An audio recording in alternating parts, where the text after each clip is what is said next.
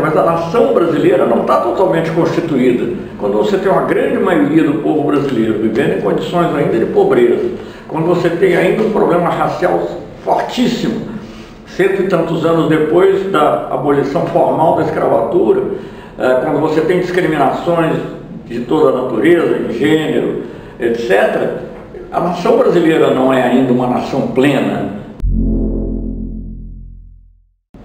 Eu acho que ele sabe que o Lula é um negociador forte, que ele não ia ceder com facilidade para outras visões.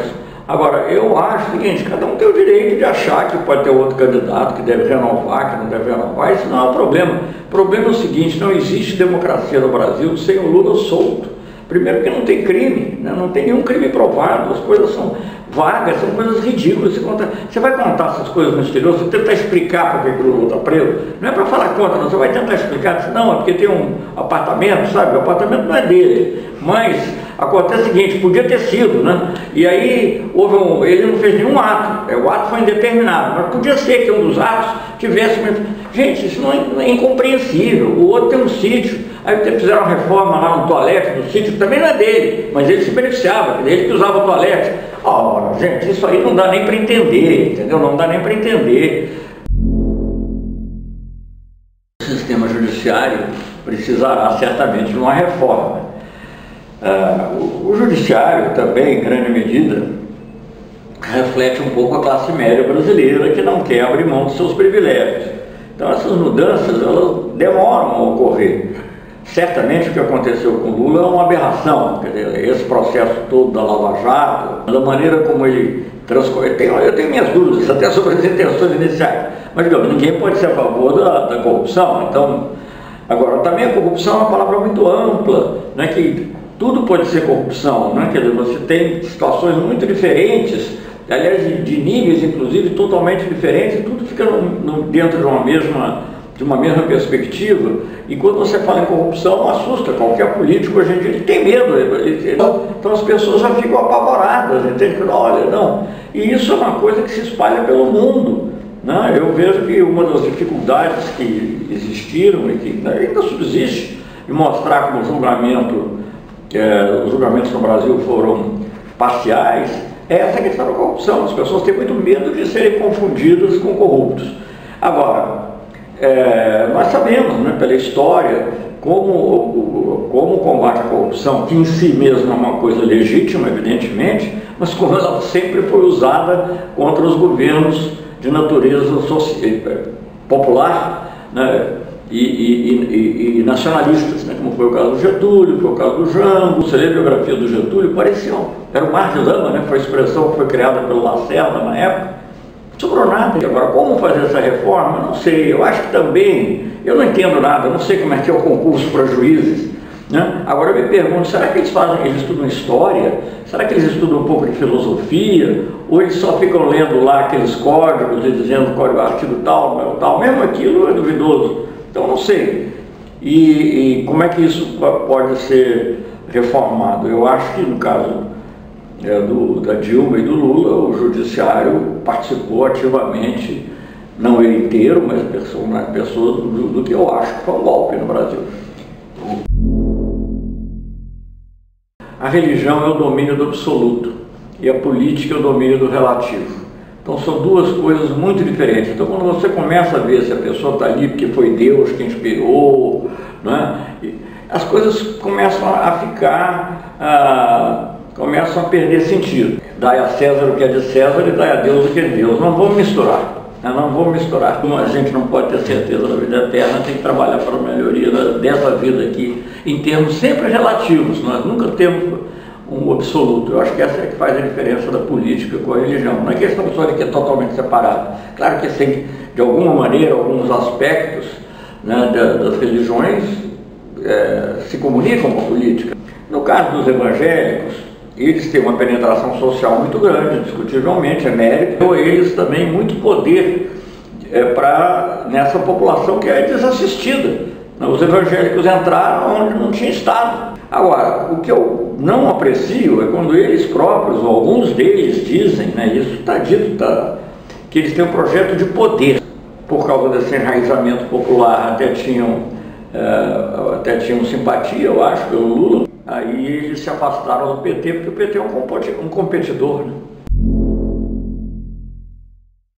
Na parte de política internacional e defesa, nós fizemos aquilo que tínhamos que ter feito, correspondendo ao que estava sendo feito internamente, de incluir o povo brasileiro. Nós ajudamos a constituir essa visão de nação.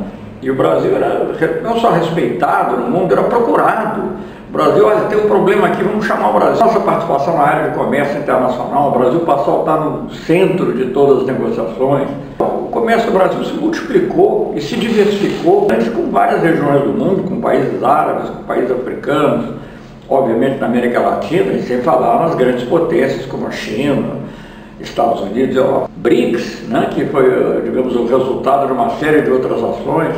O presidente Lula sempre repetiu ainda agora na entrevista que ele deu para o Intercept, mencionando o IBAS, que é muito importante, que é Índia, Brasil, África do Sul, 3 países democráticos, pluriculturais, pluriétnicos, e cada um num continente do mundo em desenvolvimento. Tudo isso foi feito com grande empenho. A gente fortaleceu a integração na América do Sul, desenvolveu muito. Veja bem, o conceito da América do Sul é um conceito que quase não se falava. E a própria Constituição fala em integração latino-americana, que aliás é o objetivo mesmo, mas a gente tem que passar pela integração sul-americana. A aproximação com a África, que existia no passado apenas num plano conceitual, teórico, mas enquanto o presidente Fernando Henrique foi lá, sei lá, 3, 4 vezes, não sei exatamente, mas algo assim, Lula fez mais de 20 e tantas visitas. O meu antecessor, os meus antecessores somados do governo Fernando Henrique foram 4, 5 visitas, 6 talvez. Eu fiz 60 e poucas visitas à África. Conseguimos fazer acordo entre o Mercosul e a comunidade andina. Então, quando a gente fala de integração da América do Sul, não estou falando de uma coisa abstrata, é uma coisa que ocorreu concretamente, com efeitos práticos para o comércio, para a integração física, nossa aproximação com os países árabes, sem descuidar de Israel. O Brasil continuou tendo boas relações. Eu, como ministro, fui 5 vezes a Israel. O presidente foi o primeiro presidente brasileiro, o presidente Lula, a ir a Israel. Então não havia nenhuma hostilidade, mas havia um sentido de trabalhar ali pela Palestina, trabalhar pela paz. Nossa campanha por reforma do Conselho de Segurança da ONU, também junto com a Alemanha, Japão, Índia. Isso tudo a gente vê com grande tristeza. Começou a decair muito já no governo Temer, mas hoje em dia vemos de maneira mais explícita uma submissão estratégica, digamos assim. Até a palavra estratégica é muito, talvez seja muito generosa com relação ao que existe, porque não há estratégia, há, digamos assim, um impulso de submissão. Isso aqui é um erro que eu acho que a diplomacia atual está cometendo. Aliás, é um erro que chega a ser caricato, né? Porque não é só... Já houve outros governos que eram pró-americanos, mas o presidente não ia visitar a CIA. Quando o Bush resolveu criar o G20, nós tínhamos criado um G20 comercial, mas quando ele resolveu criar o G20 para tratar da crise financeira, ele ligou para o Lula e fez questão de colocá-lo à direita dele lá ele ficou na fotografia. As fotografias são muito significativas, né? Como dizem os chineses, uma imagem vale por 1000 palavras. E ele ficou, o Bush no centro, na primeira reunião do G20, de um lado era o chinês, o Rosenthal, do outro era o Lula. Então, essa é a importância que o Brasil adquiriu no plano internacional.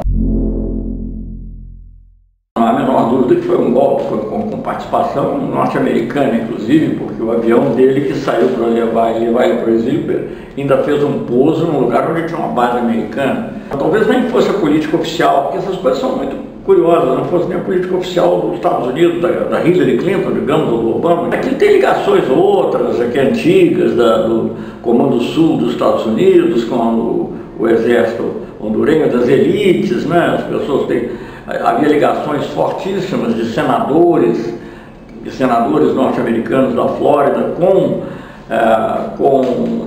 milionários, ou enfim, com personalidades da direita em Honduras. E o Zelaya queria fazer um governo mais social, né? Ele começou a fazer reformas Eu acho que talvez ele tenha cometido erros políticos, mas que não justificavam de jeito nenhum o golpe. Foi violento, foi contra ele mesmo, contra o povo.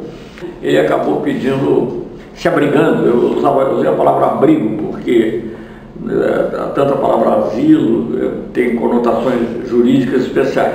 Se abrigou na Embaixada Brasileira. Nós somos muito criticados aqui pela mídia por termos permitido isso, mas na realidade foi o que possibilitou haver uma negociação. Os americanos, o Tom Sherman, teve que ir na Embaixada do Brasil para negociar com a Zelaya. E foi possível, pelo menos, evitar uma guerra civil em Paraguai, onde houve uma maioria no Congresso que se criou. Não, obviamente, cada processo é um processo, não é idêntico, mas esse sim jamais parecido com o que ocorreu no Brasil. Nós temos um ordenamento jurídico, institucional mais complexo. Então levou tempo e tal, mas foi mais ou menos a mesma ideia. No Equador foi diferente, o sujeito foi eleito, né?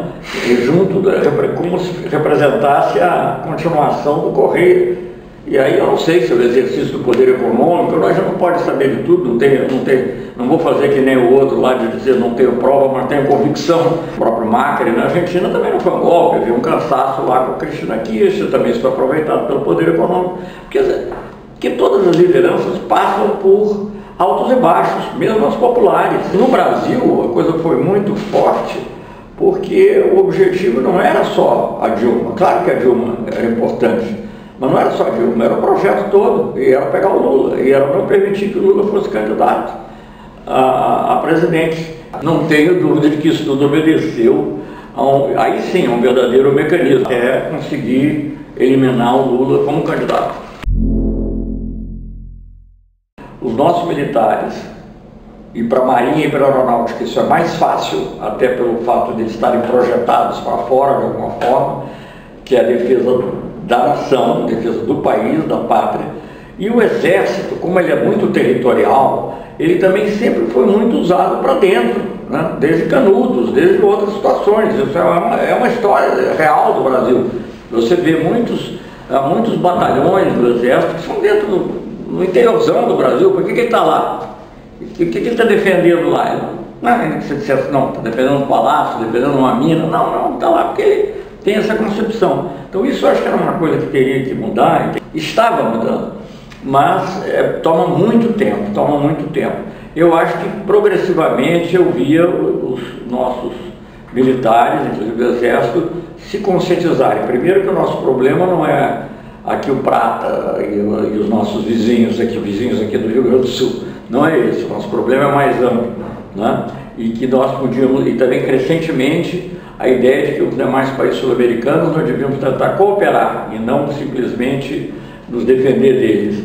E, veja bem, se você falar com os militares de alta patente, se eles têm alguma coisa contra a redistribuição de renda, eles vão dizer que não. Mas o problema não é esse, o problema é a corrupção. É o seguinte, a carreira, eu sou de uma carreira, não é semelhante, não é idêntica, mas tem semelhança diplomática. Então você, à medida que você vai subindo na carreira, e no Exército isso é muito evidente, inclusive porque os contatos são internos no país, à medida que você vai subindo na carreira, né, você vai convivendo mais e mais com os elementos da elite, né? Então, por exemplo, eu sempre costumo citar o exemplo, pega um general de brigada de Cascavel. Aqui não sei o que é brigada, deve ter várias brigadas, mas por exemplo aqui o general de Santa Maria, que é o general de divisão, né?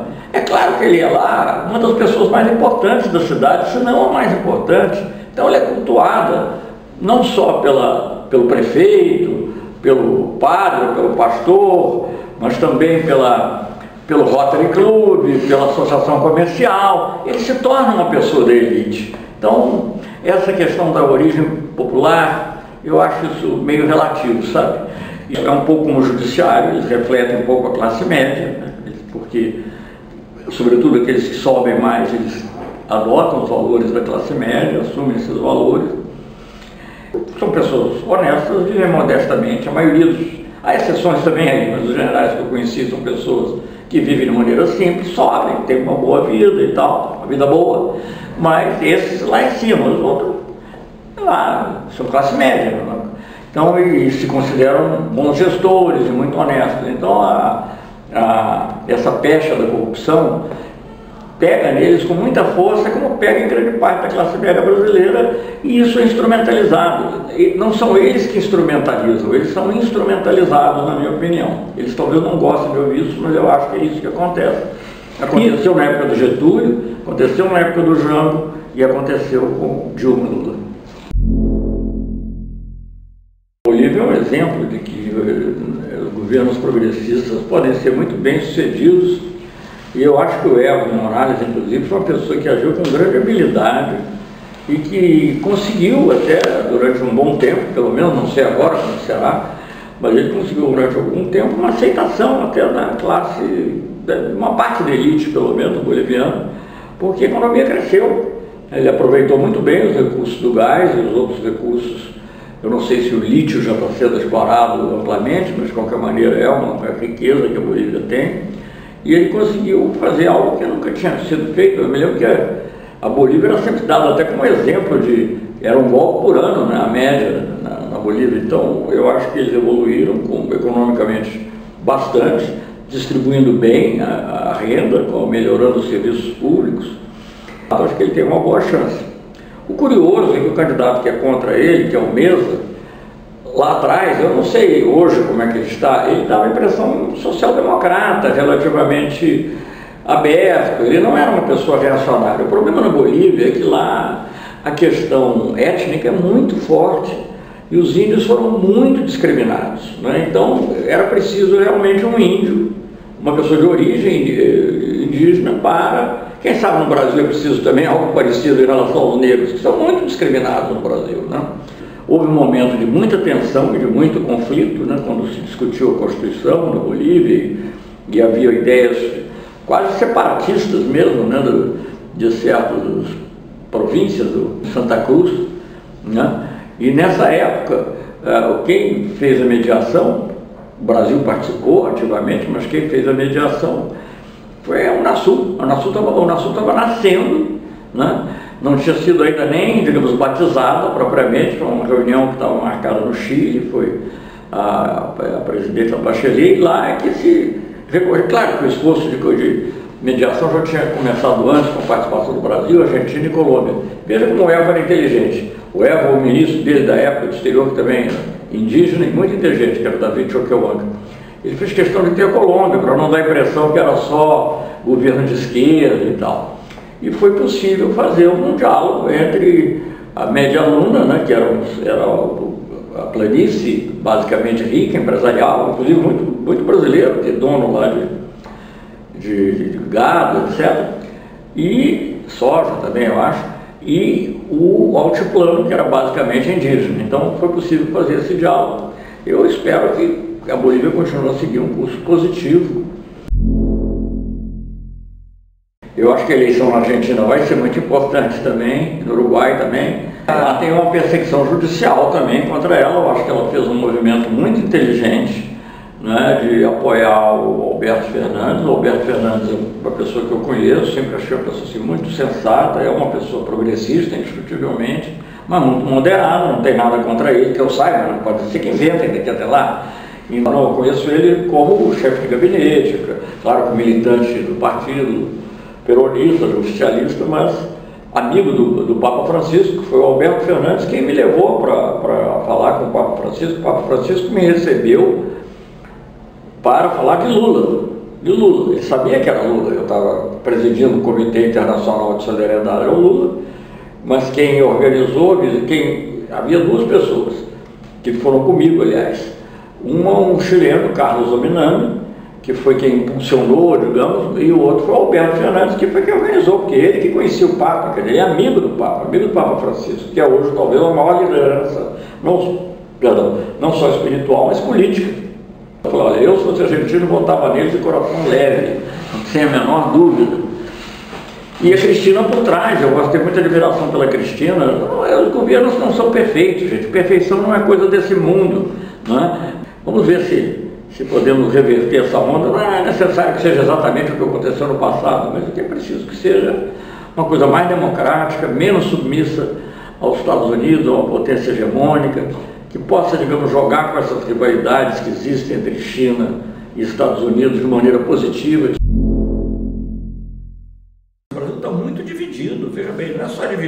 esquerda e direita, não. A direita está toda se comendo aí. Gente, você ouvir é uma coisa... Como é que pode você ouvir o ministro da Economia brasileiro dizer que o Banco do Brasil pode ser fundido com o Bank of America? Isso aí parece uma... Olha, se eu fosse pensar uma piada, eu acho que eu não pensaria melhor, entendeu? Sei lá, como dizer assim, agora a cachaça vai ser da Coca-Cola, que aliás talvez até já seja uma parte. Não, sabe, é uma piada, porque o Banco do Brasil foi fundado pelo Dom João VI. Gente, como é que pode dizer uma coisa dessa? Também não acho que o militar é feito para governar o país. Eu acho que eu fui ministro da Defesa, eu tenho muito apreço pelos militares. Eu acho que eles são grandes organizadores. Para defender o país, tem que ser eles, né? Tem que ser mesmo, eles são capazes, eles não podem determinar os objetivos. Quem pode determinar os objetivos são os políticos, porque os políticos é que fazem, digamos, a mediação dos interesses da sociedade. Nesse diálogo que é necessário que exista entre as várias forças nacionais e que tem que ser dentro de um discurso racional, não pode ser só no meme, né, que fica fazendo, olha, você tem medo, ele é comunista, ele vai te fazer isso, ou ele é ladrão, ele... Não, gente, vamos discutir os projetos brasileiros, vamos discutir a verdade. Você acha que assim é melhor? A sociedade possa debater e que esse discurso racional represente realmente as diversas forças sociais. O Lula tem que estar livre, não é só solto, mas é livre, poder discutir, debater. Isso eu acho que é bom. Não é uma necessidade do Lula, nem é uma necessidade do PT, é uma necessidade do Brasil.